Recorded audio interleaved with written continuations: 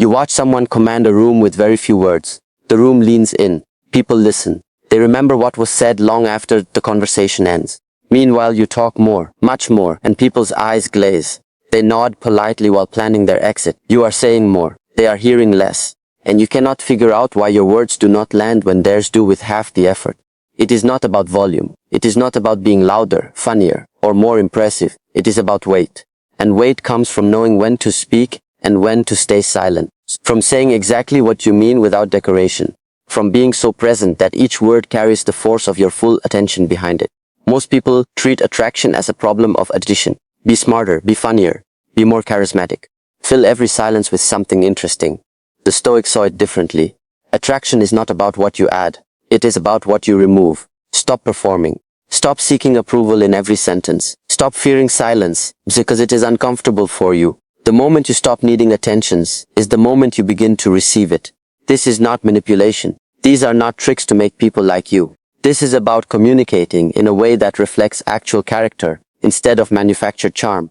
Marcus Aurelius wrote, "Waste no more time arguing what a good man should be. Be one." The same principle applies here. Do not perform interest. Be interesting through how you speak and through how you do not. Today, I will walk through 6 communication principles, each demonstrated through specific words and phrases that make people want to be around you.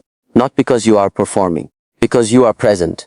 Number 4 is the one most people get backwards. They believe saying more makes them more interesting. It does the opposite. If you are tired of talking without being heard, let us begin. Phrase 1, tell me more about that. 4 simple words. Watch what they do. Someone mentions they have just started learning guitar. Most people respond with their own experience. "Oh, I played guitar in college. Let me tell you about my band. You should try this method I used." They hijack the conversation and turn it back toward themselves. The other person was opening a door. You walked through it and gave a tour of your own house instead of exploring theirs. Now they are sitting politely, listening to you talk about something they did not ask about, waiting for you to finish so they can either retry their original story or simply give up. Their door closed. The room goes quiet. You do not notice. You keep talking. You do this differently. They mention the guitar. You say, "Tell me more about that." Then you stop talking. You actually listen. Not the false listening where you are already drafting your response. Real listening. Curiosity about what they will say next. Patience to let them say it. And here is what happens. They light up because most people spend their entire lives waiting for someone who actually wants to hear what they have to say. Not waiting for their turn to talk. Not pretending interest while thinking of something else. Actually wanting to know. This is not a trick. You cannot fake genuine curiosity. People feel the difference between performed interest and real attention. If you are not actually curious, do not ask. Silence is better than counterfeit engagement. But when you are curious, when someone mentions something and you genuinely want to know more, those 4 words open everything. They talk longer. They go deeper. They share things they do not usually share, because they are not used to someone actually caring about the answer. And here is the part people miss. They do not remember what you said in that conversation. They remember how you made them feel. Feeling heard is rare. Feeling like someone genuinely wants to understand you, not just wait for their turn to perform, that is even rarer.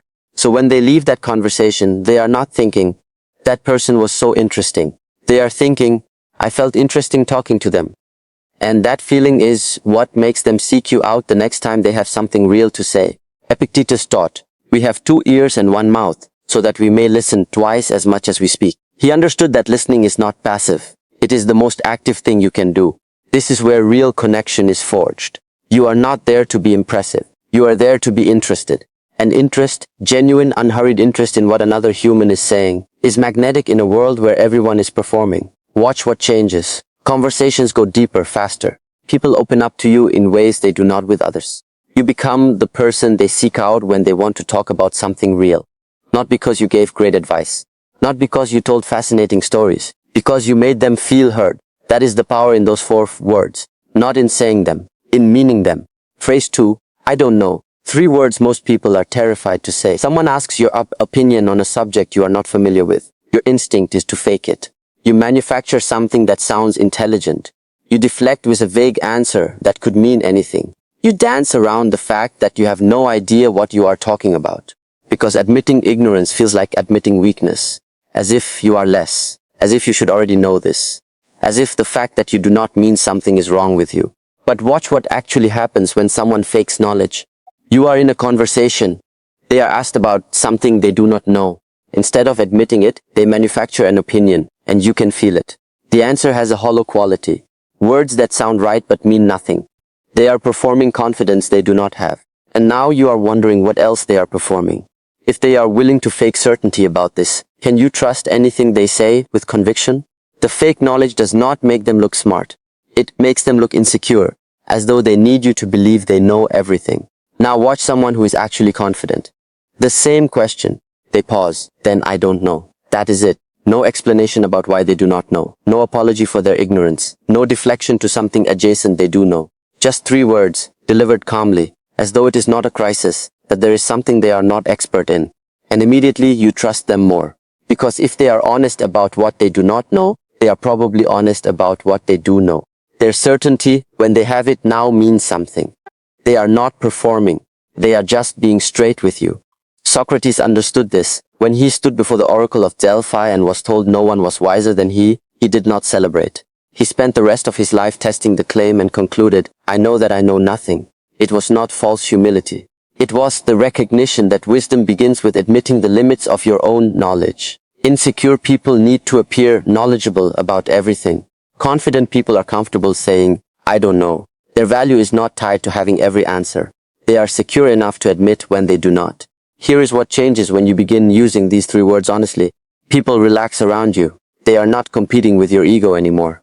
They are not bracing for you to one-up them with superior knowledge. And when you do speak with certainty, when you actually know what you are talking about, they listen, because you have established that you do not just say things to sound intelligent. You say things because they are true. Your words carry weight because you have proven you are willing to admit when they do not. The trap is to use I don't know as false humility. Oh, I don't know anything about that, followed by a paragraph demonstrating that you actually know quite a lot. That is still performance. When you do not know, say it. Then either stay quiet or, if you are genuinely curious, I don't know. Want to figure it out together? But do not fake ignorance and do not fake knowledge. Both are performances. Be honest about what you know and what you do not. That honesty is more attractive than any amount of manufactured expertise. If you have said I don't know this week when you could have faked it. If you chose honesty over performing expertise, leave a comment below. Not to announce what you admitted you did not know. Only to mark the moment you chose being honest over being impressive. That choice, repeated quietly, is what builds real trust instead of false authority. Phrase 3. That sounds difficult. 3 words that save you from the trap most people fall into when someone opens up with a problem. Someone shares a struggle with you. Work has been overwhelming. Their closest relationship is fraying. They are exhausted trying to keep everything together. And your first instinct, the thing everyone does, is to immediately offer solutions. Have you tried? What if you just? When I was dealing with that, you think you are being helpful. You are not. You are dismissing them. Because what they actually heard was, this is simple. Why have you not figured it out yet? Most people do not share problems because they want you to fix them. They share because they need to be heard. They have been carrying something heavy, and just saying it out loud to someone who will actually listen makes it lighter. But when you jump straight to solutions, you are telling them their struggle is not that complicated. That if they had just done the obvious thing you thought of in 5 seconds, the problem they have been living with for months would be gone. And now they feel worse. They still have the problem. Now they feel inadequate for not having solved it with your simple suggestion. They shut down. They stop sharing. They regret having opened their mouth. Watch what happens instead when you say, that sounds difficult. 3 words. You are not fixing. You are not minimizing. You are not comparing it to your own experience. You are simply acknowledging that what they are going through is hard. And that acknowledgement, that simple recognition that their struggle is real, gives them something they are not getting anywhere else. Permission. Permission to feel how they feel, without having to defend it, without having to solve it immediately. They keep talking because you did not shut them down with advice. You made space for them to process out loud. And processing out loud with someone who is not trying to fix them is how most people actually figure out what they need to do, not from your solution. From hearing themselves think while you listen without judgment. That is the gift, not your wisdom, your patience. Marcus Aurelius wrote, be tolerant with others and strict with yourself. Most people do the opposite. They are strict with others. Just do this. It is not that hard. And tolerant with themselves when they struggle. But real strength is being patient with other people's difficulties while holding yourself to a high standard. When someone shares a problem, they are not looking for you to be strict with them. They need tolerance, understanding that what is hard for them is hard, even if it would not be hard for you. Here is what changes. People begin bringing you their real problems, not surface complaints, deep things. Because you have proven you will not immediately try to fix them or minimize what they are feeling. You will just listen. You will validate. You will make space. And that space, that rare space where someone can be struggling without being judged or fixed, is where real connection lives. You become someone safe, someone trusted, not because you have all the answers, because you do not pretend to. If they want advice, they will ask, "What would you do?" Then you can offer something. But even then, offer it as your experience, not as the answer. When I dealt with something similar, this helped me. It may not work for you, but it is there if you want it. You are not the expert on their life. You are a witness to their struggle. And sometimes being witnessed is all anyone needs. Phrase 4. Silence. The hardest discipline. The one most people never master. And the one that makes everything you say actually matter. Most people are terrified of silence.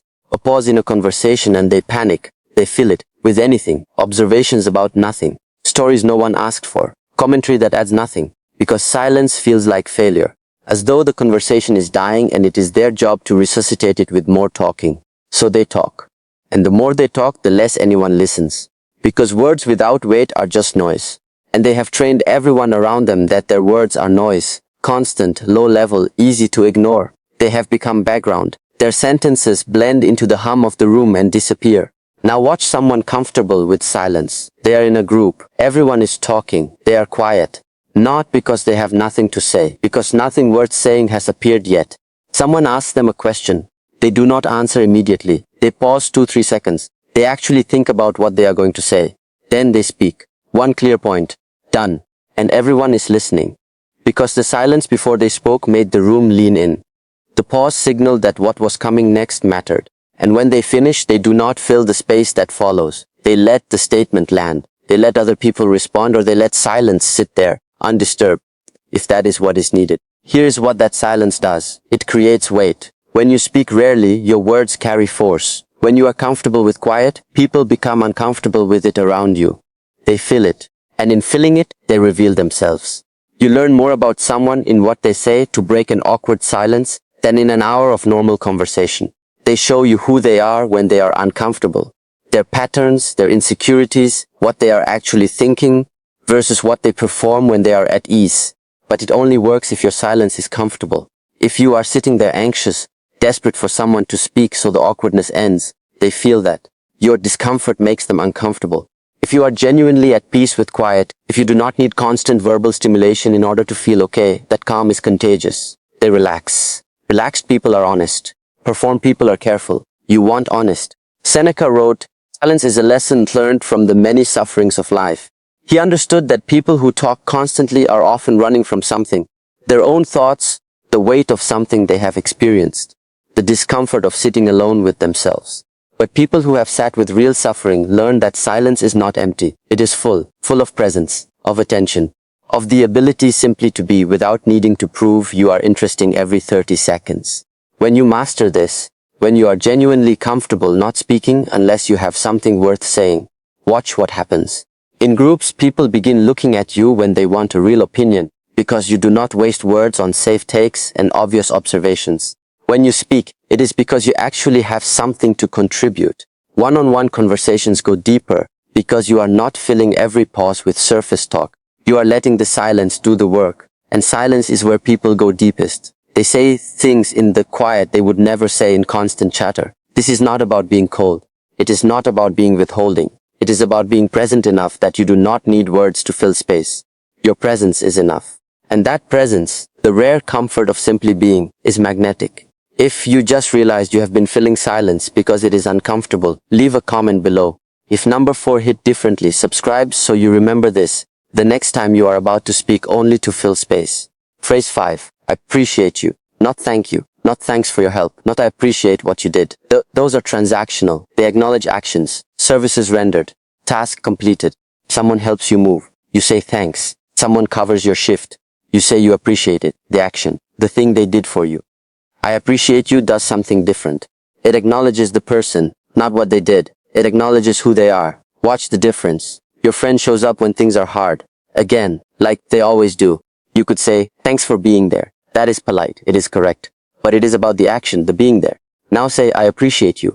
You are not thanking them for showing up this time. You are recognizing that they are the kind of person who shows up. That is character. And you are acknowledging that you see it. You see them. Not just what they did for you. Who they are when nobody is asking them to be anything. People are desperate for this recognition. The world treats them as functions. At work, they are what they produce. At home, they are what they provide. They are constantly being measured by output, by what they do. And somewhere deep, they are starving for someone to see past the doing and recognize the being. To say, I see who you are, not just what you have done, and who you are matters to me. This phrase does not work if you scatter it everywhere. I appreciate you for passing the salt. No, it loses all weight. Reserve it for real moments. When someone shows you consistency. When you notice their character, not just their actions. Your colleague stays late to help you meet a deadline. Do not just say thanks for staying. Say I appreciate you. You always show up when it counts. Now you are not acknowledging the late night. You are acknowledging their reliability, the pattern, the person. Marcus Aurelius began each day by thinking of the people around him, not what they did for him, who they were. He wrote, when you arise in the morning, think of what a precious privilege it is to be alive, to breathe, to think, to enjoy, to love. He understood that recognizing someone's existence, their character, their value as a human being beyond their utility, that is rare. And rare things are valuable. When you are the person who sees people, not just their actions, you become rare too. And people want to be around rare. Here is what changes. People become loyal. Not because you are useful to them, because you make them feel seen. In a world that reduces everyone to what they produce or provide, you are the person who sees them as complete humans. Flawed, consistent, worthy of recognition for nothing more than who they are. That is magnetic. Not in a manipulative way, in a human way. We all want to be seen. Most of us never are. When someone actually sees us, not what we do but who we are, we do not forget that person. Use it sparingly. Mean it completely. And watch what happens when people realize you are not thanking them for their labor. You are recognizing their character. That recognition creates bonds that transactions never could. Phrase 6. No. One word. The hardest one to say. Someone asks for your time, your energy, your presence at something you do not want to attend. And your instinct is to say yes, or to say maybe, or to invent an excuse that sounds legitimate enough that they cannot argue with it. Anything except the simple truth. No. Because no feels harsh. It feels like rejection. It feels like you are being difficult, or unreasonable, or not a team player. So you say yes to things you do not want to do, with people you do not want to see, at times that do not work for you. And every time you say yes when you mean no, you teach people that your time has no value, that you are available to everyone for everything, that your boundaries do not exist. Watch what happens to people who cannot say no. They become exhausted, resentful, overcommitted to things they do not care about, while having no energy left for what actually matters. Their calendar is full. Their life is empty. Because they have given all their time to other people's priorities and kept none for their own. And people do not respect them more for their availability. They respect them less. Because someone who says yes to everything is saying their own time is not valuable enough to protect. And if you do not value it, why would anyone else? Now watch someone who can say no. Someone asks them to do something. They pause. They actually consider whether they want to do it. If they do not, they say, I cannot. That is it. No lengthy apology. No invented excuse about being busy. No, maybe next time. That phrase leaves the door open for future pressure. Just no. Simple. Clear. Final. And the person asking might be surprised. They might even be annoyed for a moment. But they respect it because this person has just demonstrated something rare. They know what their time is worth and they protect it. Your yes only matters when your no is real. If you say yes to everything, your yes means nothing. It is not a choice. It is just your default setting. But when people know you are capable of saying no, when they have heard you set a boundary before, your yes becomes valuable. When you show up, they know it is because you chose to be there, not because you were too weak to refuse. Epictetus taught, first say to yourself what you would be, and then do what you have to do. Most people say yes without considering what it means. It means your time, your energy, your presence, all of them finite resources. Every yes to something unimportant is a silent no to something that matters. You just did not say the no out loud. You said it silently to yourself, to your goals, to the things you claim are priorities but never have time for, because you are too busy saying yes to everyone else. Here is what changes when you begin saying no honestly. People stop assuming you are available. They become more thoughtful about what they ask from you. And when you do say yes, they value it because they know it is a real choice, not a weak surrender. You reclaim your time, your energy, your ability to focus on what actually matters. Instead of being scattered across 100 obligations you never wanted, say no without apology, without excuse, without softening it with a false maybe. Just know that your time is yours. Protect it, and watch how much more people value your presence when they realize it is not guaranteed to everyone for everything. Boundaries do not push people away. They attract the ones worth keeping, and filter out the ones who only wanted you because you could not refuse them. The 6 principles, restated these 6 principles, curiosity, honesty, validation, silence, recognition, and boundaries, are not tricks. They are character made visible through how you communicate. And character is what actually attracts people, not your words. Who you are when you speak them. Notice what they share. None of them require performing. All of them require presence. Being interested enough to listen. Secure enough to admit ignorance. Patient enough to validate without solving. Comfortable enough with silence that you do not fill it with noise. Attentive enough to see people beyond their utility. Strong enough to protect your time. The Stoics understood. Attraction is not addition. It is subtraction. Stop trying to be impressive. Stop filling every silence. Stop saying yes when you mean no. The moment you stop performing is the moment people begin paying attention, not to what you say, to who you are when you say it. If this changed how you communicate, subscribe. Share it with someone who talks more than they listen. The most attractive thing you can do is stop trying to be attractive. Just be present. Everything else follows.